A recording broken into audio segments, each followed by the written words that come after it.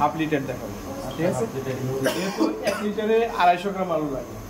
আপনি যদি, আমার নাম হলো মোহাম্মদ জাহাঙ্গীর আলম, আমি হলাম সহকারী মাশরুম উন্নয়ন কর্মকর্তা। এখন এই যে আলুটা, আলুর মধ্যে দেখেন শুধু মাটি আছে। এখন যদি ভালো করে পরিষ্কার করে নেন, বড় আলু নেই, তাতে নাই যে কোনো একটার একটু মাথা কাটে নিক। ঘুরে কাটবো, যে সবজি যে কাটা হয় কি করবো, কাটাটা ভালো হলে তাড়াতাড়ি শুদ্ধ হবে। হ্যাঁ, এটা বের হতে তো লাগে, ইজিলি বের হবে।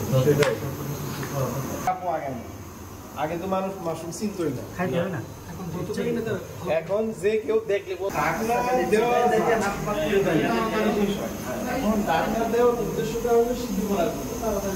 করবো। এটা এই জন্য আমরা এই আগামীকালের ক্লাসটা এখন করে দিব। এটার ভিতরে কিভাবে টিস্যু দিতে হয়, পিওর কালচার বানানো হয়, এটা দেখো। এর জন্য আমাদের কি করা লাগবে, একটা মাশরুম লাগবে। এখন এই মাশরুমটা হলো আমাকে সিলেক্ট করাটা একটা জরুরি বিষয়। সব মাশরুম দিয়ে টিস্যু করলে টিস্যু হবে না, তার জন্য আপনাকে মাশরুম আগে সিলেক্ট করতে হবে। এখন সিলেক্ট করবেন কখন, এটা হলো আগের দিনই আপনাকে সিলেক্ট করে নিতে হবে মাশরুম। হ্যাঁ, দেখেন একটা কাজ করতে গেলে 3 দিন সময় লাগে। তাহলে আমাদের পিওর কালচার করতে গেলে 3 দিনে আমাদের এটা প্রিপারেশন নিতে হবে। মানে কাজ আপনারা করেন যখনই 3 দিন প্রিপারেশন, মানে আগের দিন প্রিপারেশন মাশরুম সিলেক্ট করতে হবে, পরের দিন পিডি মিডিয়া তৈরি করতে হবে, তারপরের দিন আমাদের টিস্যু দিতে হবে। আর হয়তো অনেক সময় দেখা যায় যে আমি একদিনই করতে পারবো, করতে গেলে মানে সকালে যদি আমি মিডিয়া করি, রাত্রে যে আমাকে কাজ করতে হবে,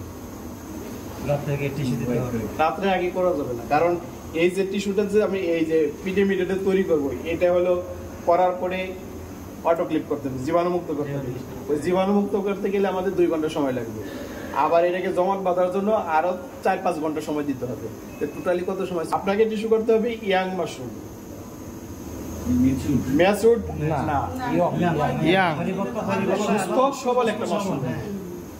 এটা সুস্থ বললেও এটা সুস্থ মানে বয়স হয়ে গেছে। বয়স্ক মানুষের সন্তান কি ভালো হয়? অনেক সময় দেখা গেল যে প্রতিবন্ধী হয়ে যেতে পারে, বিভিন্ন হতে পারে, অঙ্গহানি হতে পারে।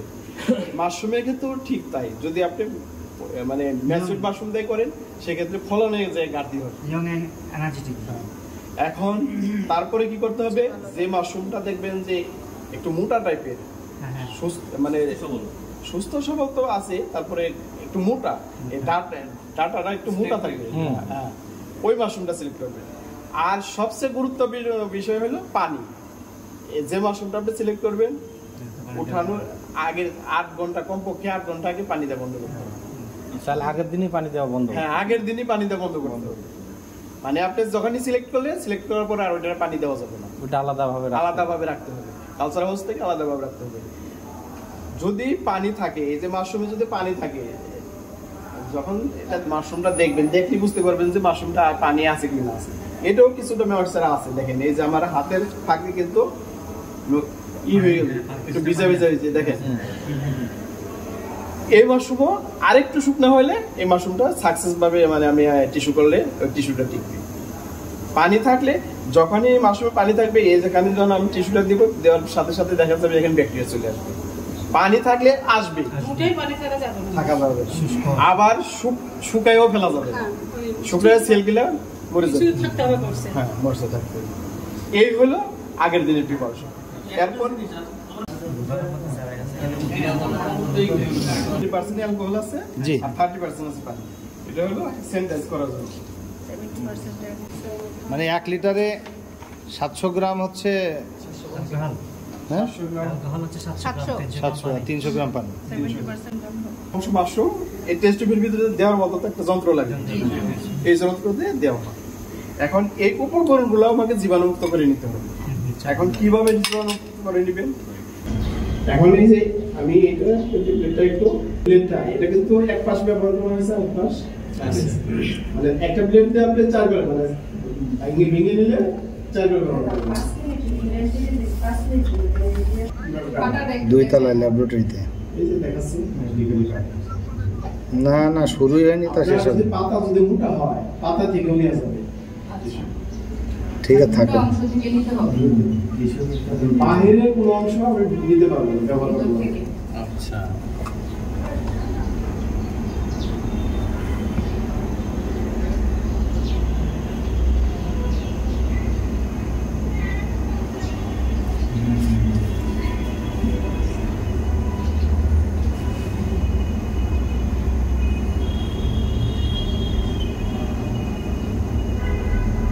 এইখান থেকে মনে তুললে ভালো।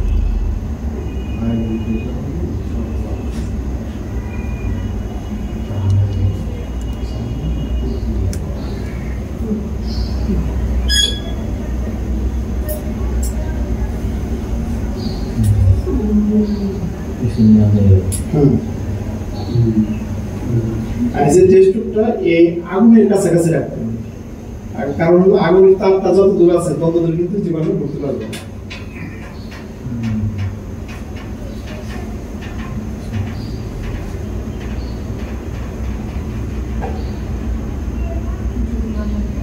ভিতরে কি দেওয়া আছে টেস্ট ভিতরে? পিডিয়া। ওইটাই তো আমরা কাজ করতে আছি, ওইটা পরে আবার দেখাবো।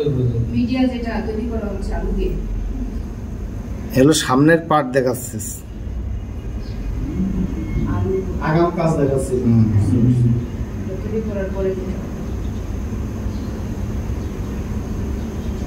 আস্তে করে চাপ দিয়ে বসাই দিতে হবে। ডাবল টুকরা দেওয়া যাবে? ডেট লিখবো, এরপরে হলো নির্দিষ্ট তাপমাত্রা সংগ্রহ করতে হবে। কত তাপমাত্রায়? 18 থেকে 25 এর মধ্যে আমাকে এটা আচ্ছা, এইটা তৈরি করছেন 10 দিন বা 15 দিনের মধ্যে এটা পুরোপুরি সাদা মাইসেলিয়াম পুরোপুরি সাদা হয়ে যাবে। তাহলে তো এটা এসিতে রাখতে হবে নাকি? অবশ্যই। লাগে কত? 25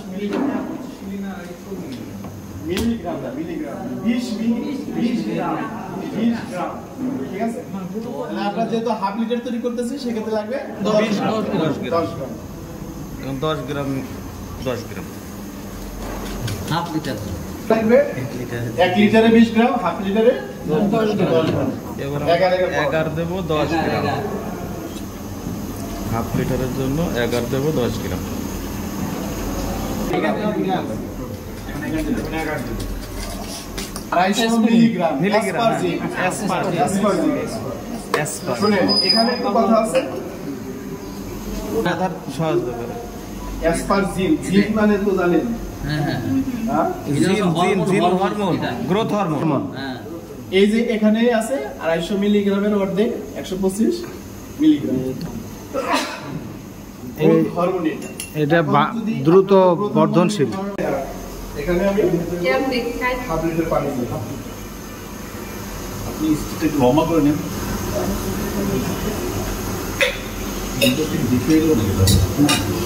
ওই একটুখানি হয়েছে কিছু পাওয়া না, আধা লিটারের বেশি।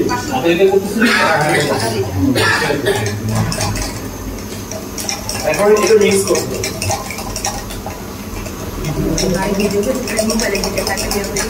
ভালো করে মিক্স, যত আপনি মিক্স করেন এখানে কিন্তু মিক্স হয় না পুরোপুরি, কারণ 11টা হলো আপনার দানা দানা। ওই গরম পানিতে আবার বসাই দিবি, একটু বসাই দেন 10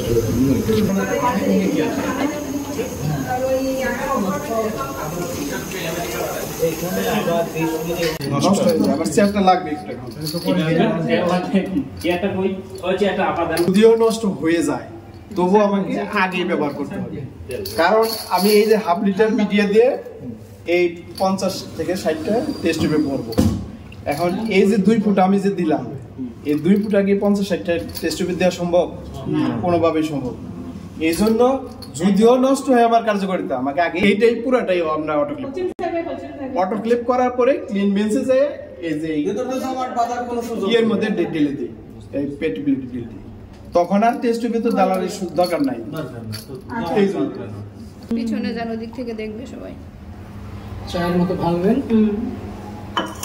এখন এখানে হয়তো আপনাদের ক্লাসে বলতে পারে যে এত মিলি অত মিলি, এত কিছু চিন্তা করার দরকার নেই। এই যে টেস্ট টিউব, যে টেস্ট টিউবে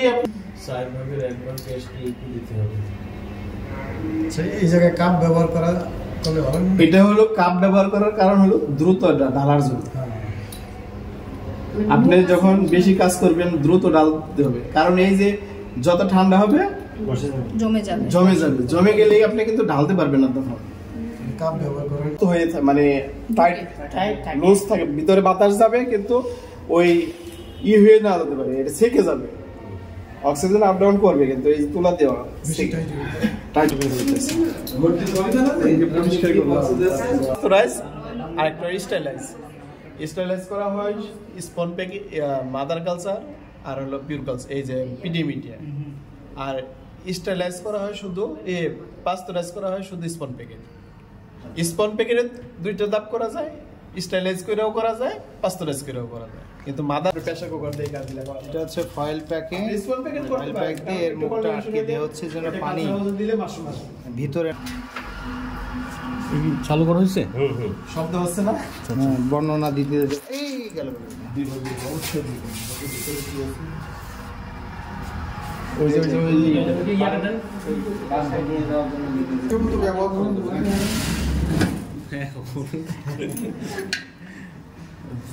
যার যে কাজ এটা তার ভাই এটা ব্যাখ্যা দেন।